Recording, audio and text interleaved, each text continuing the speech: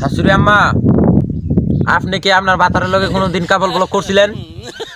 কোনোদিন টিকটক করছিলেন? তাইলে আপনার মেয়ে টিকটক করবে কেন? আপনার মেয়ে কাপল ব্লগ করবে কেন? জবাব দিতে হবে আজকে আপনাকে শাশুড়ি আম্মা। আজকার ওদের মাঝে দৌড়ালছি শাশুড়ি আম্মা, কোন অফিসে থাকতেন আপনি তো জবাব দেওয়া লাগবো, তারপর দেওয়া লাগবো, বুঝছেন?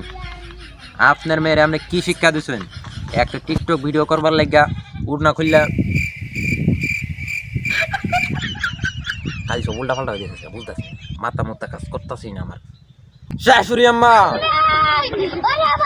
আপনি কোনোদিন টিকটক ভিডিও করেন নাই, কোনোদিন কাপল ভিডিও করেন নাই, তাহলে আপনার মেয়ে কাপল খুললা বাদামি বাইর করে যে টিকটক ভিডিও করে নাচানাচি করে, আমার কিন্তু একবারে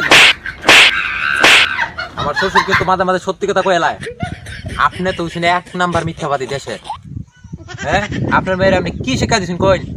আমি আমার 2টা মাত্র লুঙ্গি কিনছি, লুঙ্গি লুঙ্গি ভিন্দাবে নাচানাচি করে টিকটকের মধ্যে, এতে কি শিক্ষা দিচ্ছেন কইন? আপনার বাবা, আপনার শ্বশুর হলে আপনি কোনোদিন এবার করছিলেন টিকটক ভিডিও?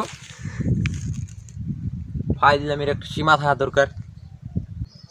আর নয় ধোকা, আর নয় বাটপারি, আর নয় সিটারি। শাশুড়ি আম্মা, একটা কথা ভালো করে মনে রাখুন, শ্বশুর আব্বা কিন্তু আমার সত্যি কথা কয়ে দিছে।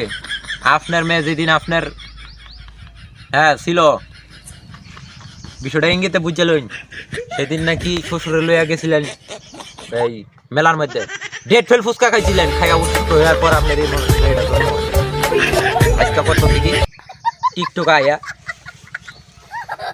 এইটা কি কাপল ব্লগের নামে আমার লুঙ্গি সব সিরা ফাড়ায়, সব লুঙ্গি কিনতেছে নিজে। দেখছেন? দেখেন ভালো করে দেখেন আপনার মেয়ে করছে কি। দেখেন, টিকটক ভিডিও করতে যায় আমার এই পাঞ্জাবি কিনতে, হ্যাঁ টিকটক ভিডিও করতে দেন। কত কষ্ট করে কিনতে, আমি গরিব মানুষ কিনতারি না, কাম করে মানুষের ভাই কাম করে কিনছি 500 টাকা পাঞ্জাবিটা। হ্যাঁ করছি কি, জঙ্গলের কাছে টিকটক ভিডিও করতেছে, আমার পাঞ্জাবিটা ছিঁড়ে শেষ করে দিচ্ছি। মেজাজটা কি কয় কোন? শাশুড়ি আম্মা, যদি পাঞ্জাবি কিনা না দিবেন আপনারা একবার खत्म। बेटे ओ बेटा मौज कर दी, हाँ मौज कर दी वाह बेटे वाह, अरे वाह।